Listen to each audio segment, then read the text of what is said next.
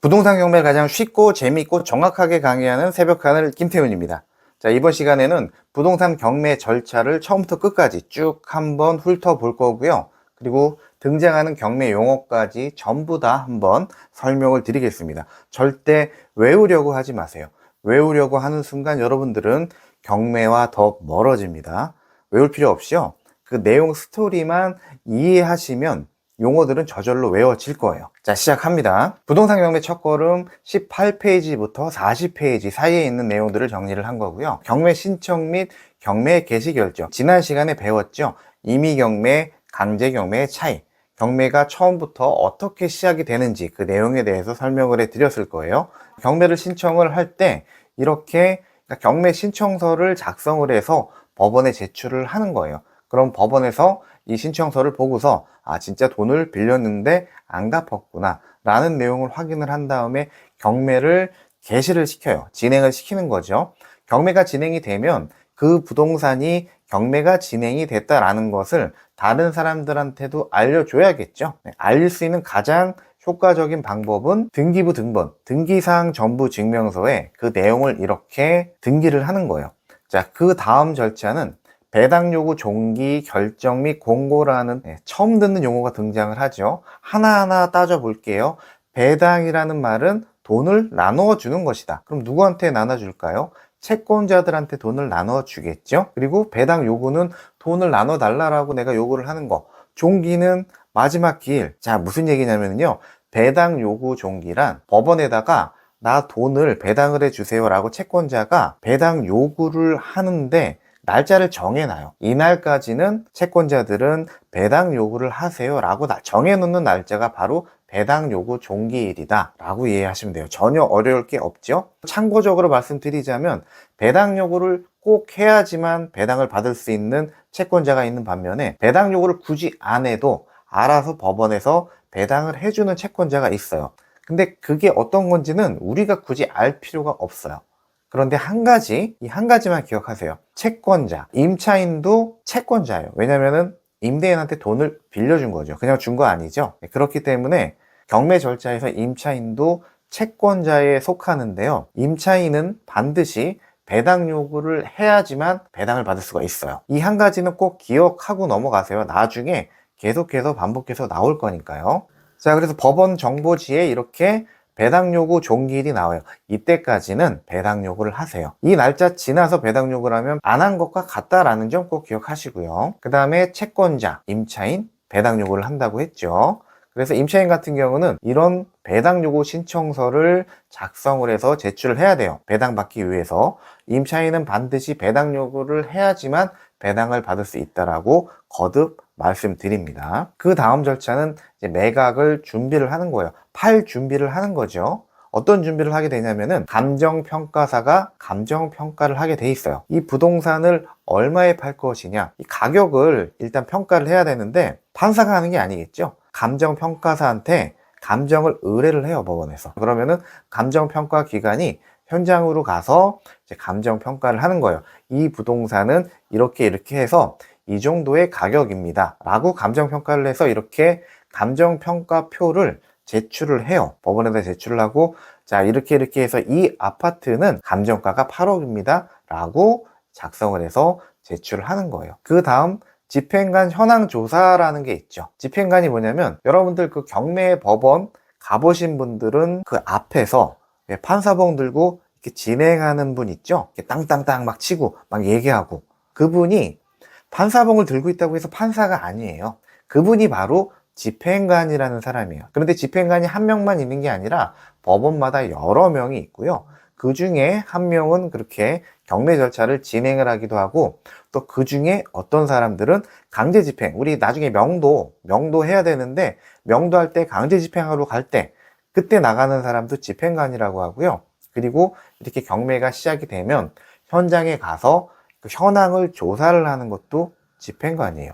집행관이 현장에 가서 현장 상황을 조사를 하고 현황 조사서를 법원에다가 제출을 합니다. 다음 절차는 매각 방법, 매각 기일 지정. 매각 방법은 제가 뒤에서 말씀을 드릴 거고요. 매각 기일이란 우리가 법원에 가서 입찰을 하는 날을 매각기일이라고 해요. 그 날짜도 이렇게 미리 정해놓고 공고를 해요. 아까 그 감정평가 했었잖아요. 감정평가액 8억 이렇게 있고, 자, 매각기일이 이렇게 있죠. 2025년 7월 3일 날 첫 번째로 매각기일이다. 이날 와서 입찰들을 하세요. 최저 매각 가격은 8억입니다. 그럼 또 처음 듣는 단어가 나오죠.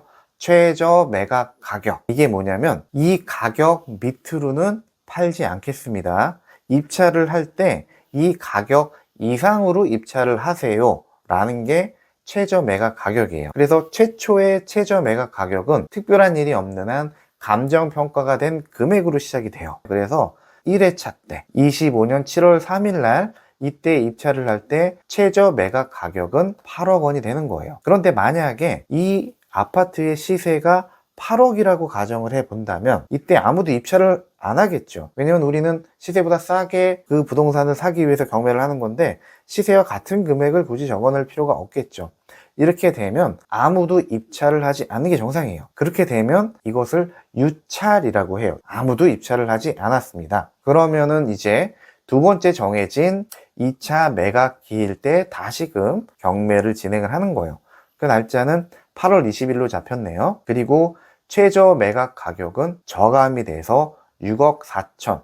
왜냐하면 계속 같은 금액으로 하면 의미가 없잖아요. 그래서 보통 20%에서 30%, 그러니까 직전에 최저 매각 가격에서 20%, 30%, 이건 법원마다 달라요. 거기에 해당되는 금액을 감액을 시켜서 경매가 진행이 돼요. 그래서 8억인데 6억 4천이면 프로가 감액이 된 거죠. 이건 서울에서 진행이 되는 경매 물건인데 서울 같은 경우는 서울 전 지역이 다 20%씩 저감이 돼요. 그리고 경기도나 다른 지역 같은 경우는 20% 저감이 되는 데도 있고 30%씩 저감이 되는 곳도 있어요. 그거는 법원마다 다르다라고 정리해 두시면 되고, 또 이때도 만약에 유찰이 됐다 그러면 또 이 금액에서 20%가 저감된 5억 1200, 이런 식으로 계속 유찰이 되면은 계속해서 저감이 돼서 진행이 되는 거예요. 자, 여기서 중요한 거, 우리는 입찰을 할 때 입찰 보증금이라는 거를 봉투에 넣어서 제출을 해야 돼요. 이게 뭐냐면 우리 매매 계약이든 전세 계약이든 계약금이라는 거를 지급을 하죠. 그 의미는 제가 굳이 설명 안 드려도 될 거예요. 왜냐면은 내가 이거 계약했는데 나 이거 안 해 라고 했을 때, 내가 팔기로 했는데 나 안 팔래 라고 했을 때, 그러한 어떤 불확실성을 줄이기 위해서 계약금이라는 거를 지급을 하고, 만약에 그 계약을 해지를 하거나 약속을 안 지키게 되면은 그 계약금을 이제 위약 벌 개념으로, 그러니까 그냥 그거는 포기하는 개념으로 이렇게 교부를 한단 말이에요. 경매도 마찬가지예요. 내가 입찰을 해서 낙찰을 받았는데 나 이거 안 할래요 막 하면 개판 되겠죠. 그러니까 입찰을 할 때 입찰 보증금이라는 거를 계약금처럼 그러한 의미로 이렇게 지급을 해요. 그걸 얼마를 지급을 해야 되느냐? 계약금 같은 경우는 보통은 이제 그 거래가액의 10% 정도인데 정해진 건 없어요. 하지만 경매에서 입찰 보증금은 딱 정해져 있어요. 최저 매각 가격의 10%예요. 자, 1회차 때 내가 입찰을 할 거면 8억 원의 프로인 8천만 원을 입찰 보증금으로 넣으면 되는 거고요.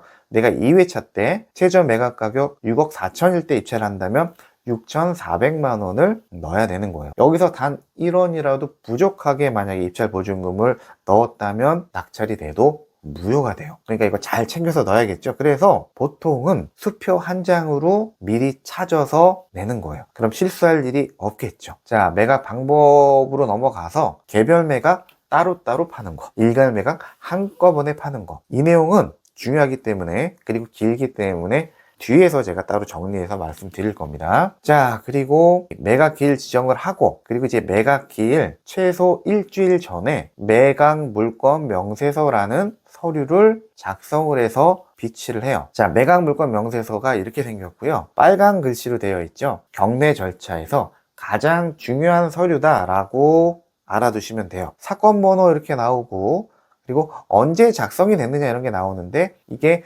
매 회차마다 작성이 돼요. 그래서 매각기일 최소 일주일 전에 작성이 된다라고 했죠. 이런 내용들이 쭉 나와 있고요.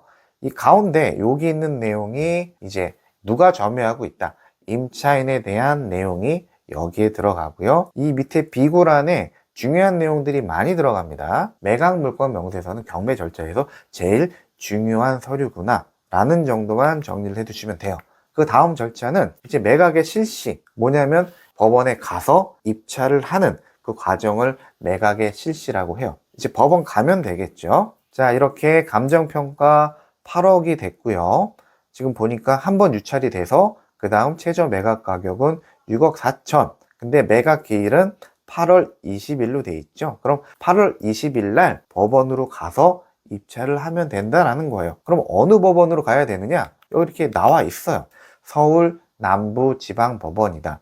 여기서 경매가 진행이 된다라는 거예요. 그래서 서울 남부지방법원에 25년 8월 20일 날 법원에 가서 입찰을 하면 된다. 보통 법원의 입찰 시간은 9시 반부터 시작을 해서, 근데 그때 막 입찰을 하는 게 아니에요. 이것저것 막 설명을 해주고요. 보통은 한 10시 반에서 11시 반 사이 정도에 입찰을 해요. 법원마다 이것도 다 달라요. 그래서 그 내용을 확인을 해야 돼요. 제일 중요한 거는 마감 시간이에요. 왜냐면은 그 마감 시간 전까지는 반드시 봉투를 넣어야 돼요. 그 입찰함이라는 게 있거든요. 거기에다가 마감 시간 전까지 넣어야 된다. 그래서 어느 법원에 입찰하러 가기 전에 그 마감 시간이나 것들을 잘 체크를 해야 돼요. 그리고 매각의 실시, 내가 입찰표 넣고 개찰을 하고 그런 일련의 과정들인데, 거기서 벌어지는 일도 제가 뒤에서 따로 정리를 해 드릴 겁니다. 그 다음은 매각의 결정 확정, 이제 낙찰을 받은 거예요. 근데 낙찰을 받았다고 끝나는 게 아니에요. 왜냐면 법의 절차에 의해서 이 경매가 이제 진행이 되는 거기 때문에 단계별로 정해져 있는 것들이 있는데, 이것도 머리 아프게 막 외우려고 하지 마시고, 자, 참고만 하세요. 이날 7월 7일 날 낙찰을 받았어요. 너무 기분 좋겠죠. 그런데 낙찰을 받고 일주일을 기다려야 돼요. 뭘 기다리느냐? 이 매각을 허가를 해줄 것인지 불허가를 할 것인지를 법원에서 일주일 동안 정해요. 이게 무슨 얘기냐? 낙찰을 받았는데 지금까지 경매 절차와 그 낙찰을 받은 행위까지 이런 일련 과정이 별 문제 없이 다 합법적인 틀 안에서 이루어졌구나. 그러면은 매각 허가 결정이 나올 거예요. 그런데 뭔가 하나 뭐 잘못된 것들이 있다, 문제가 있다라고 하면 매각 불허가 결정이 나요. 그럼 매각 불허가 결정이 나면은 다시 경매를 시작을 하게 되거든요. 보통은 매각 허가 결정이 날 거란 말이에요. 그런 다음에 또 일주일을 기다려요. 왜 그러냐면 대한민국은 3심 제도가 있죠. 1심, 2심, 3심. 경매 절차도 이제 그와 비슷하다고 생각을 하시면 되는데, 낙찰 받은 거를 1심, 여기 이의를 제기를 할 수가 있다는 거고요. 그 이의를 제기를 할 수 있는 기간을 또 일주일을 주는 거예요. 그냥 그렇게 이해하시면 돼요. 그래서 낙찰 받고 일주일 후에 매각 허가 또는 불허가 결정이 나고, 그리고 또 일주일 후에 그 허가 또는 불허가 결정이 난 것이 확정이 되는구나, 이렇게 이해하시면 되고요. 확정이 되는 날로부터 우리는 잔금을 낼 수가 있어요. 허가 결정이 나오기 전에 상계 신청이란 건 내가 배당을 받을 사람이에요. 그런데 내가 낙찰을 받았어요. 배당 받는 임차인이 낙찰 받는 경우가 대표적인 건데요. 내가 어차피 배당을 받을 건데 낙찰을 받고 잔금을 내고 그 다음에 배당 기일이라는 게 잡혀요. 그러면 나는 잔금을 내고 그 다음에 또 배당을 받아야 되는 거예요. 근데 야, 번거로우니까 나 어차피 배당 받을 돈을 그냥 빼고서 나머지 금액만 내가 잔금으로 낼게 라고 신청을 하는 것을 상계 신청이다, 이렇게 정리하시면 돼요. 그 다음에 농취증이란 뭐냐면 내가 농지를 낙찰을 받잖아요. 그러면은 농지 자격 취득 증명원이라는 그런 서류를 내가 해당 지자체에 가서 이거를 받아야 돼요. 왜냐면은 농사를 지을 사람만 이거 농지를 취득할 수 있어 라는 의미로 해석을 하시면 돼요. 그래서 나는 이렇게 해서 농사를 내가 지을 겁니다 라고 하면은 농취증이라는 것을 발급을 받아줘요. 그것을 반드시 법원에 제출을 해야 돼요. 일주일 안에 제출을 못하면 이것도 낙찰이 무효가 돼요. 보통 무효가 되면 보증금을 돌려주는데, 이럴 때는 보증금도 돌려주지 않습니다. 그리고 내가 낙찰을 받았는데 뭔가 이상이 있어요. 그러면은 아까 허가 결정이 나면은 유효하게 내가 낙찰을 받은 게 되는 것인데, 불허가 결정이 나면 쉽게 얘기해서 그냥 무효가 됐다라고 보시면 돼요. 근데 뭔가 잘못됐다면 내가 이 기간 안에, 그러니까 내가 허가 결정이 나기 전에 불허가 신청이라는 걸 해야 된다. 그것을 할 수 있는 기간도 요 기간이다, 이렇게 정리하시면 되고요. 만약에 불허가 신청을 했는데 기각이 됐거나 안 받아들여졌거나 아니면 이 기간 동안에 불허가 신청을 못한 상태로 매각 허가 결정이 됐다. 그때도 방법은 있어요.